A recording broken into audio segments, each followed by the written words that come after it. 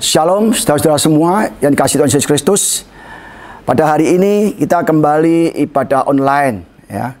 Karena ada PSBB atau lockdown ya, di mana pemerintah tidak memberikan izin untuk adanya kerumunan massa. Dan kita harus patuhi peraturan pemerintah. Dan kita sebelum mulai ibadah online ini, mari kita tunduk kepala untuk berdoa. Tuhan Yesus, terima kasih untuk kebaikan-Mu Tuhan. Kalau pada hari ini kami kembali beribadah kepada Engkau, walaupun melalui secara online, tapi kami percaya Tuhan, urapan dan berkat dan jamuan firman-Mu sama seperti saat kita beribadah di gedung Tuhan. Karena kami tahu, kami rindu untuk mematuhi peraturan pemerintah, di mana kita tidak boleh berkumpul dengan jumlah orang yang banyak Tuhan. Tuhan, Engkau berkati setiap jemaat-Mu dimanapun berada Tuhan. Engkau berkati, Engkau urapi telinga, mata, pikiran, hati, agar tertuju pada firman-Mu dan mengambil sikap beribadah kepada Engkau, hormat kepada Engkau Tuhan. Dan juga urapi hamba-Mu, Engkau taruh perkataan, Engkau taruh pesan-pesan-Mu di bibir hamba-Mu untuk kami semua. Dan biarlah apa yang Engkau sampaikan ini Tuhan menjadi kekuatan bagi kami yang saat ini benar-benar penuh penderitaan, penuh kesulitan hidup selama pandemi COVID-19 ini Tuhan. Tapi kami percaya melalui firman-Mu ini kami boleh mengerti, kami boleh Tuhan mendapatkan kekuatan dan menerima berkat-berkat dari Engkau. Dan juga menerima favor of God. Terima kasih Bapak. Dan kami mulai ibadah ini hanya di dalam nama Tuhan Yesus Kristus. Haleluya. Amin. Shalom saudara-saudara semua. Kita hari ini kembali beribadah ya. Tidak di dalam gedung, tetapi secara online. Ya, karena kita memang ada larangan ya, di lockdown semua. Gedung-gedung gereja, mall, pertokoan, ya semua tempat usaha, keramaian semua ditutup untuk memutuskan rantai penyebaran COVID-19 yang saat ini dengan varian yang baru dan sangat ganas dan lebih mematikan. Tetapi saudara, gedung gereja boleh tutup. Tetapi kita adalah gereja Tuhan. Kita tetap beribadah kepada Tuhan dimanapun kita berada. Oleh karena itu saudara, mari kita pagi hari ini kita ambil sikap beribadah, sikap untuk mendengarkan firman Tuhan, memuji Tuhan. Ya, juga kita harus benar-benar serius dalam mendengarkan firman Tuhan. Karena firman Tuhan akan memberikan kita kekuatan khususnya dalam menghadapi badai hidup ini. Pada hari ini khotbah saya kasih judul seperti yang di layar saudara, ya, can we still believe in God? Apakah kita masih bisa percaya kepada Tuhan? Ya, jika kita ditanya, ya, apakah kamu percaya kepada Tuhan di saat seperti ini? Kita pasti bilang, oh ya saya percaya. Mungkin kita keadaan baik. Sungguh mudah kita menjawab pertanyaan ini jika kita dalam keadaan baik, keuangan baik, pekerjaan baik, keluarga baik, kesehatan baik. Kita bilang, oh iya, aku pasti cinta Tuhan. Oh iya, pasti aku sangat percaya pada Tuhan. Tetapi banyak orang yang saat ini mengalami penderitaan yang tiada kunjung usai. Penderitaan yang panjang dari COVID-19 awal 2020 sampai sekarang belum mereda, belum habis, belum selesai. Bahkan sekarang dengan varian baru, katanya varian Delta dari India ya. Saudara yang saya dengar demikian, itu lebih ganas, bahkan lebih mematikan. Memang banyak saudara-saudara kita, teman-teman kita yang meninggal karena COVID-19 ini saudara. Ya, jadi rasa-rasanya banyak orang juga ngomong, aduh Pak, rasanya sulit untuk percaya Tuhan lagi. Loh kenapa? Bayangkan sudah hampir 2 tahun ini Pak, dari Januari 2020 sampai sekarang berbagai masalah kita alami Pak. Pekerjaan sudah nggak ada lagi, saya dipecat oleh perusahaan karena perusahaan saya sudah mulai berkurang omsetnya dan mulai merumahkan banyak karyawan. Salah satu saya sendiri Pak. Bagaimana hidup saya bayar kontrakan, membiayai anak sekolah dan makan harus juga dipenuhi. Kita kalau nggak ada penghasilan, kita harus tetap membayar uang sekolah anak, pengeluaran-pengeluaran untuk listrik, ya, bil-bil untuk telepon, untuk apapun harus dibayar saudara. Nggak mungkin kita libur kerja dan libur bayar tagihan, nggak ada saudara. Jadi penghasilan terhenti atau berkurang, tetapi pengeluaran itu tetap berjalan saudara. Jadi sangat berat sekali. Dan kita mungkin akan berkata, aduh rasa-rasanya susah ya untuk percaya Tuhan lagi. Karena melihat keadaanku tuh nggak mungkin bisa percaya Tuhan. Kalau percaya Tuhan, di mana Tuhan sekarang ini? Di mana Tuhan waktu saya menderita? Di mana Tuhan waktu saya tidak bisa membayar kontrakan? Di mana Tuhan waktu saya tidak bisa bayar uang sekolah anak? Di mana Tuhan ketika saya terjangkit COVID, di ICU? Di manakah Tuhan saat saya mengalami berbagai masalah demi masalah datang di waktu yang sama? Saudara, kita kadang-kadang menilai kasih Tuhan berdasarkan keadaan kita. Kalau kita diberkati, ya, kita bilang, oh Tuhan itu baik, saya percaya Tuhan. Tetapi kalau kita lagi menghadapi banyak masalah, banyak pergumulan, tiada henti, kita akan berkata, aduh, kayaknya nggak mungkin saya percaya Tuhan lagi. Tuhan nggak punya kasih, saya tidak dikasihi Tuhan. Saudara, kita harus menilai kasih Tuhan berdasarkan salib Tuhan. Yesus mau mati, bagi kita itu kasih yang terbesar. Nyawa pun diberikan untuk kita, apalagi yang kita butuhkan, saudara. Tetapi kita nggak pernah percaya bahwa Yesus itu Tuhan yang senantiasa menyertai kita. Ya kan? Akhirnya ketika banyak masalah, bertubi-tubi, tidak pernah ada hentinya, akhirnya kita memutuskan untuk meninggalkan Tuhan. Dan tidak mau lagi percaya kepada Tuhan. Banyak saudara, saya pelayanan di luar pulau, ya, karena kemiskinan, karena penderitaan, mereka meninggalkan iman mereka kepada Yesus. Banyak sekali saudara. Saya tahu sendiri dan saya ngobrol dengan mereka. Mereka pindah keyakinan, tinggalkan Yesus, tidak percaya Yesus lagi. Akhirnya mereka karena kemiskinan mereka meninggalkan Yesus, saudara. Dan mereka tidak percaya lagi Yesus sebagai Tuhan dan penyedia mereka. Yesus adalah Jehovah Jireh dan El Shaddai, saudara. Seperti kisah Ayub. Ketika Ayub dihajar oleh banyak penderitaan, bisnisnya habis semua, ternaknya habis. Dalam satu hari ada 3 laporan yang sama, ternaknya habis, semuanya habis. Ada lagi anaknya meninggal dan Ayub kena bara, bertubi-tubi, saudara. Itu sangat berat sekali. Ya, kalau orang itu seperti jatuh dari tangga, tertimba tangga itu sendiri, dan datang anjing menggigit dia. Dan anjingnya itu anjing gila, saudara. Jadi masalah demi masalah bersamaan datang pada kita. Maka istri Ayub berkata, masihkah engkau bertekun kepada kesalehanmu? Bertekun kepada Allah untuk beribadah? Kutukilah Allahmu dan matilah. Ini benar-benar istri Ayub mau menerima yang baik-baik saja. Tetapi ketika ada hal yang buruk, ada hal yang tidak baik, ada penderitaan, istrinya mengutuki Tuhan.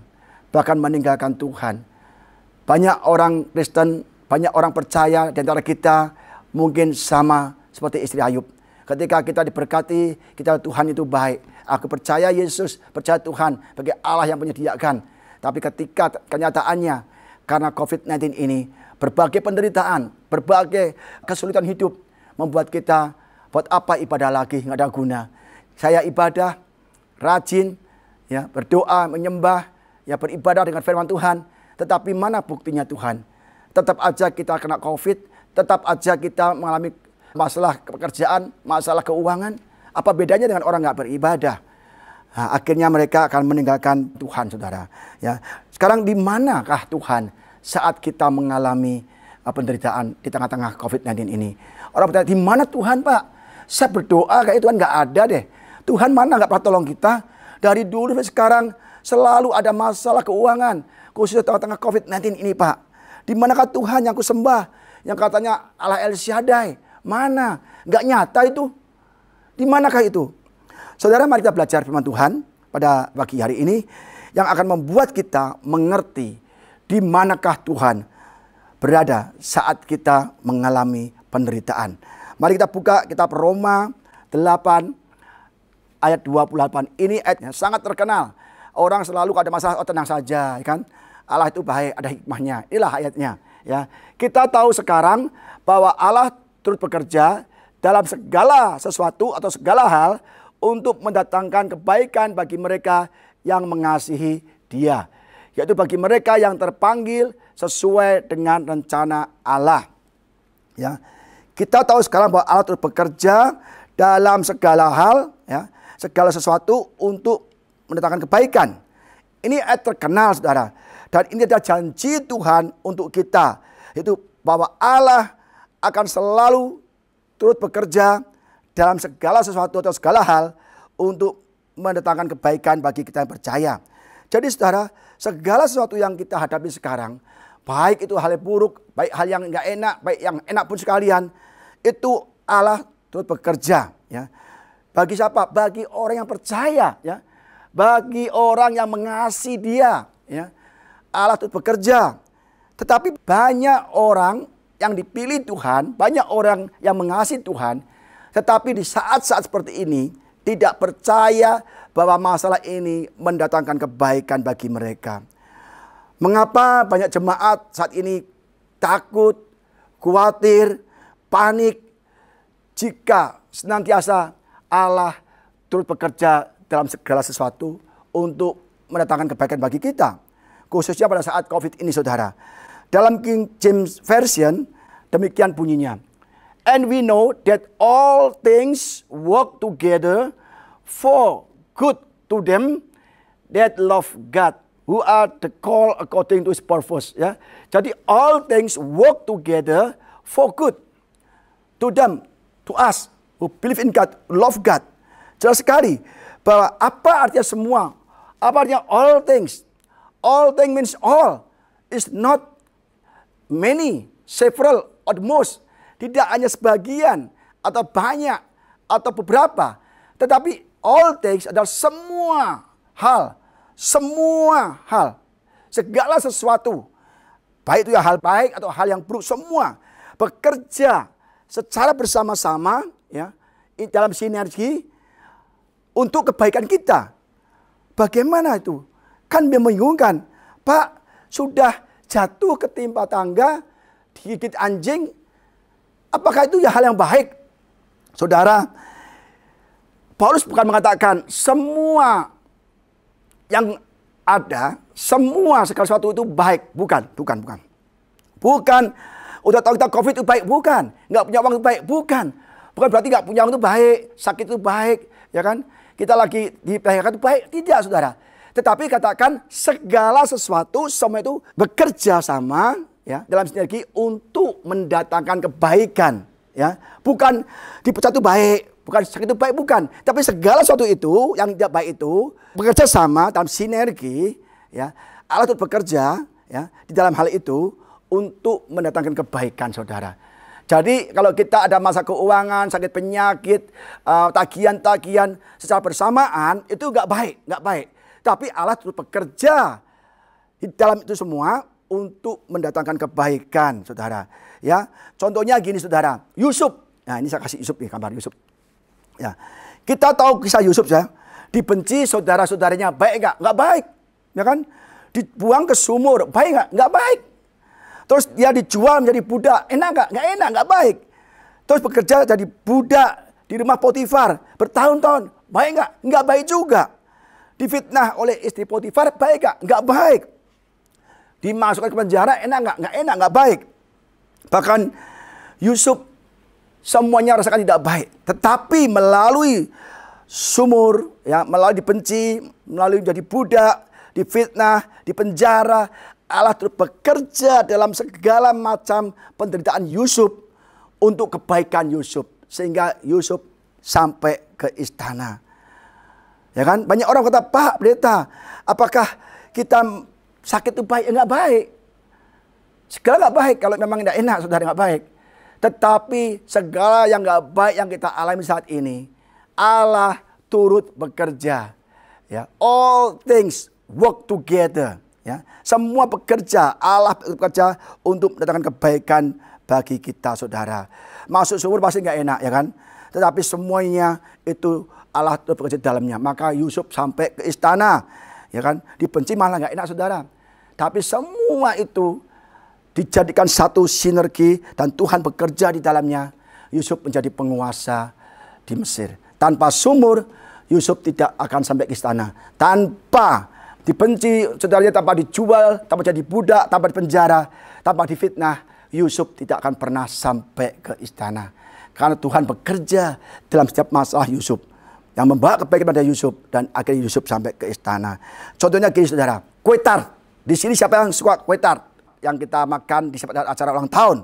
Ya, kue tart yang indah, yang bagus, yang enak, lezat. itu berasal dari apa saudara? Saya searching ya di Google, apa sih ingredient bahan-bahannya kue tart. Ternyata ada tepung terigu, telur ayam mentah, tepung maizena, vanili, susu, ya, 1 mangkok kecil minyak sayur, gula pasir, pewarna merah, pewarna kuning, hijau. Itu saudara tidak bisa makan secara terpisah. Saudara mau nggak makan tepung terigu mentah? Kan nggak mau kan? Nggak enak. Saudara mau nggak makan telur ayam mentah? Kan juga nggak bisa. Atau tepung maizena, atau vanili, atau minyak, atau pewarna. Saudara nggak bisa makan itu semua saudara. Itu nggak enak dimakan dan nggak bisa dimakan. Tetapi ketika itu semua dijadikan satu ke dalam baskom dan di mixer sampai merata saudara, itu pun belum bisa dimakan. Saudara nggak bakal mau makan karena nggak enak, nggak ada bentuknya, tuh nggak enak rasanya. Akhirnya dimasukkan ke oven, ya kan, sampai benar-benar tepat waktunya baru dikeluarkan. Jadi belum saatnya mengembang, saatnya bisa dimakan, belum matang. Saudara nggak bisa stop itu panggangan dan saudara makan, juga nggak bisa. Saatnya harus pas tepat baru dikeluarkan, dihias, dan saat itulah kelihatan indah, ya, dan juga enak dimakan. Jangan terus masuk diaduk-aduk, belum saatnya dikeluarkan. Aduh, aku lapar, udah nggak tahan lagi. Waduh, aku pengen makan nih. Saudara buka, nggak bisa. Soalnya ketika dimasukkan oven, dipanaskan di dalam waktu tertentu sehingga dia benar-benar matang dan enak. Jangan mencoba mencicipi sebelum waktunya. Kita harus sabar untuk menikmati kue tart yang sudah indah dan enak dimakan. Jadi saudara, kita harus sabar. Dalam keadaan ini banyak hal-hal, banyak ingredient, banyak bahan-bahan, bahan sakit ini, kekurangan uang, pekerjaan di PHK, dikurangi gajinya, ada meriang, ada sakit, ada COVID, ada apapun saudara. Itu ingredient. Dan Allah itu bekerja memproses itu semua dalam jangka waktu tertentu. Dan nanti akan indah pada saatnya.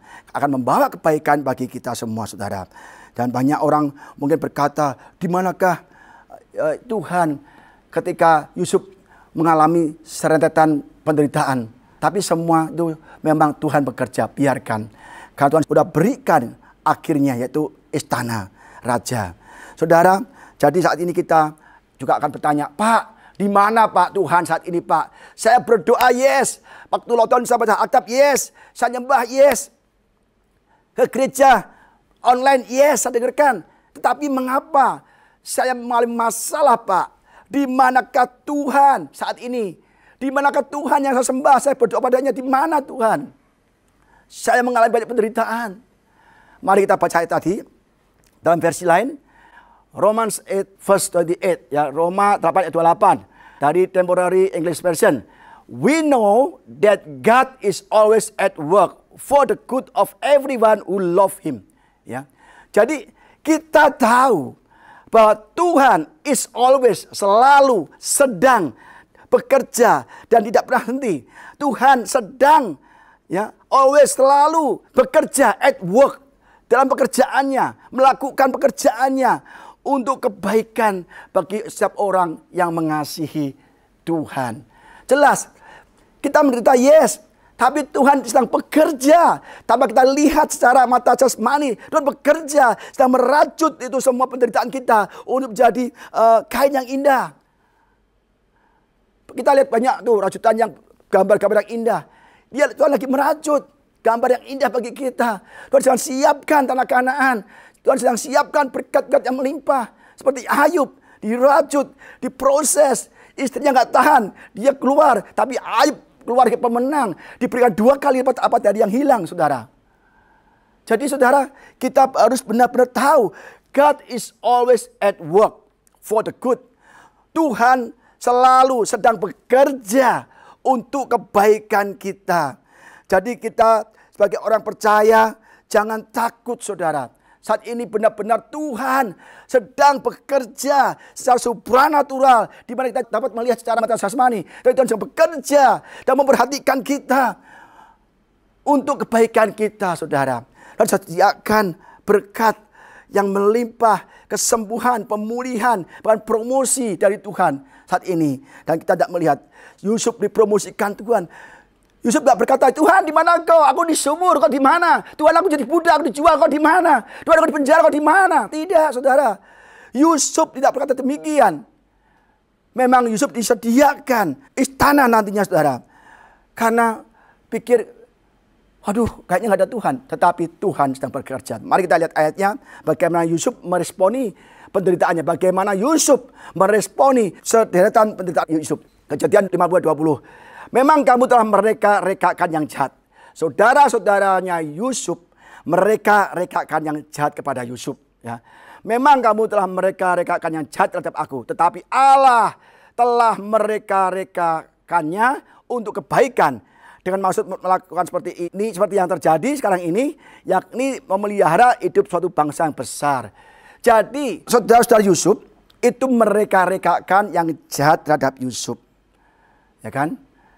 Tetapi Allah mereka-rekakan untuk kebaikan Yusuf. Jadi saudara, kita dalam segala hal keadaan yang buruk, kita tidak boleh tinggalkan Tuhan. Harus tetap percaya kepada Tuhan.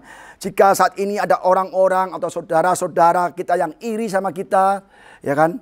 Dan mereka rekakan yang jahat terhadap kita, menyerang kita, ya, mereka rekakan kehancuran kita, yang memfitnah kita, menyerang kita, saudara, tidak apa-apa, karena Tuhan memakai mereka untuk kebaikan kita. Amin, saudara.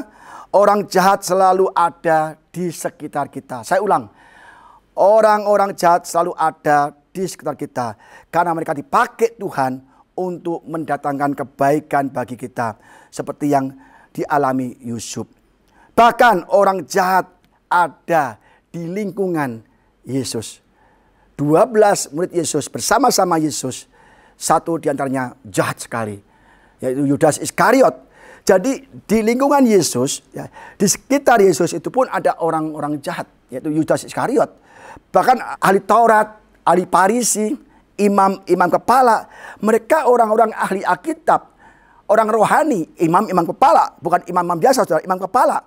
Mereka mereka-rekakan yang jahat terhadap Yesus. Tetapi Tuhan mereka-rekakan yang baik kepada Yesus. Sehingga Yesus boleh disalibkan dan kita semua tidak binasa dan beroleh hidup yang kekal. Amin, saudara. Coba kalau Yesus gak kesalib, maka kita semua masih hidup dalam dosa. Justru manusia mereka-rekakan yang jahat kepada Yesus. Tetapi Tuhan mereka-rekakan yang baik terhadap Yesus. Sehingga Yesus bisa sukses, ya, berhasil sampai disalib. Sehingga kita semua yang percaya kepada Yesus boleh hidup yang kekal. Boleh diberkati, saudara. Amin, saudara. Jadi kita lihat, ya, bagi siapa itu Tuhan mereka yang baik. Roma 8:28 kembali, ya, bagian B. Bagi mereka yang mengasihi Dia, itu bagi mereka yang terpanggil sesuai dengan rencana Allah. Jelas, saudara. Bagi mereka yang mengasihi Dia, ya. Masalahnya apakah kita mengasihi Yesus? Kalau kita nggak mengasihi Yesus, maka segala sesuatu yang terjadi tidak mendatangkan kebaikan. Karena Tuhan tidak turut bekerja. Maka dikatakan bagi mereka yang mengasihi, ya, bagi mereka yang mengasihi Dia, itu yang akan terpanggil sesuai dengan rencana Allah. Saudara, jadi all things work together for good to them that love God. Ya, Yusuf sampai ke istana karena Yusuf orang yang takut akan Tuhan. Yusuf mengasihi Tuhan. Apa buktinya? Yusuf digoda istri Potifar untuk tidur dengan istri Potifar, untuk berzina dengan istri Potifar. Yusuf menolak, saudara. Jadi artinya Yusuf hidup takut akan Tuhan. Yusuf mengasihi Tuhan. Maka segala sesuatu yang terjadi dalam hidup Yusuf, Allah turut bekerja untuk kebaikan. Dan Yusuf masuk istana. Tetapi kalau Yusuf itu tidak mengasihi Tuhan, dia mau tidur selingkuh dengan istrinya Potifar, maka Allah tidak turut bekerja dalam segala masalah Yusuf. Dan Yusuf tidak akan sampai ke istana. Yusuf hanya sampai di rumah Potifar, bahkan sampai di penjara saja. Mungkin dipecat Potifar, mungkin dibunuh sama Potifar. Stop, dan Yusuf tidak akan sampai ke istana. Karena Tuhan tidak turut bekerja untuk mendapatkan kebaikan, untuk membawa Yusuf ke istana. Jika Yusuf itu mau tidur dengan istri Potifar. Jadi kita lihat ayatnya. Kejadian 39 ayat 9 sampai 10. Bahkan di rumah ini ia tidak lebih besar kuasanya daripadaku. Ya, maksudnya Potifar itu kuasanya tidak lebih besar dari Yusuf. Dan tiada yang tidak diserahkan kepadaku selain daripada engkau. Sebab engkau istrinya. Bagaimanakah mungkin aku melakukan kejahatan yang besar ini dan berbuat dosa terhadap Allah. Jadi berselingkuh, ya, tidur dengan istri Potifar, itu bagi Yusuf kejahatan besar, ya, kejahatan besar dan berbuat dosa kepada Allah. Maka Yusuf tidak mau, saudara, karena Yusuf mengasihi Tuhan, mengasihi Allahnya, dan dia hidup ke dalam kebenaran, kesucian, ya kan. Walaupun dari hari ke hari perempuan itu membujuk Yusuf, Yusuf tidak mendengarkan bujukannya itu untuk tidur di sisinya dan bersetubuh dengan dia. Ingat, Yusuf tidak digoda hanya satu hari. Tapi dari hari ke hari. Dari hari ke hari Yusuf digoda. Mungkin diiming-iming harta yang banyak oleh istri Potifar. Tapi Yusuf memandang itu hal yang dosa dan kejahatan yang besar. Yusuf luar biasa sekali. Dia benar-benar cinta Tuhan. Maka segala penderitaan Yusuf yang berentetan itu membawa kebaikan bagi Yusuf. Membawa Yusuf ke istana raja. Menjadi penguasa di Mesir yang sangat diberkati Tuhan. Saudara, mari saat ini kita harus tahu segala sesuatu yang terjadi dalam hidup kita karena COVID-19 ini. Mungkin nggak punya uang, nggak bisa bayar tagihan, ada yang sakit, ada yang mungkin butuh obat, butuh apapun, ada butuh keuangan untuk bayar kontrakan, uang sekolah anak. Saudara, tetap cari Tuhan, tetap hidup yang benar, tetap beribadah, dan tetap percaya kepada Yesus. Maka semuanya akan mendatangkan kebaikan bagi kita. Karena Allah itu bekerja di dalam hidup kita, saudara.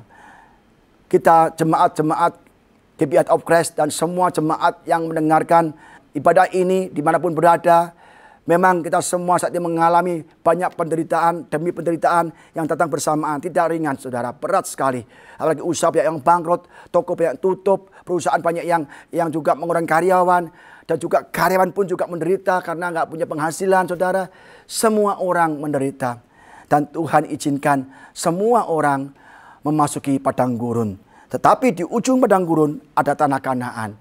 Tergantung kita apakah kita mau sampai tanah Kanaan atau kita hanya mati di padang gurun. Itu adalah pilihan kita, saudara. Jadi saya ulang lagi bahwa kita tahu sekarang bahwa Allah terus bekerja dalam segala sesuatu atau segala hal untuk mendatangkan kebaikan bagi mereka yang mengasihi Dia, yaitu bagi mereka yang terpanggil sesuai dengan rencana Allah. Kita semua udah mengasihi Tuhan, terpanggil sesuai rencana Allah, tetapi kadang-kadang kita belum percaya bahwa Tuhan sedang bekerja di masalah kita. Amin, saudara. Mari kita pada hari-hari ini, apalagi waktu lockdown ini, gunakanlah waktu kita untuk intim dengan Tuhan, untuk saat teduh, berdoa, baca firman Tuhan. Itu sangat penting sekali. Ini firman Tuhan, janji Tuhan. Kita pegang janji Tuhan, kita cari Tuhan, maka segala sesuatu Tuhan akan restorasi dan dipromosikan sampai ke istana. Seperti Yusuf, percayalah Tuhan sekarang merajut semua masalah kita, bekerja atas masalah kita semua untuk mendatangkan kebaikan bagi kita.